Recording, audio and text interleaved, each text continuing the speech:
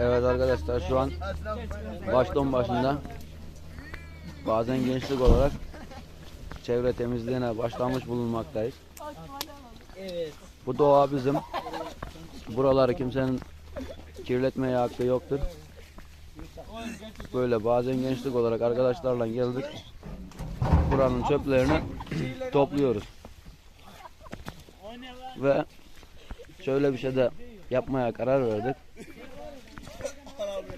Şöyle yakından alayım.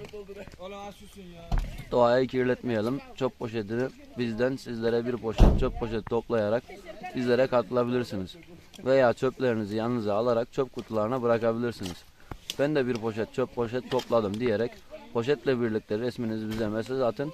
Sizlerle doğa sever olarak paylaşalım. Hemen altında da çöp poşetimiz vardır. Güzel bir proje.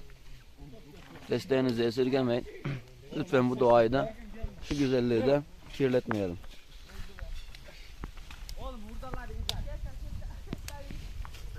Evet. Görüyorsunuz.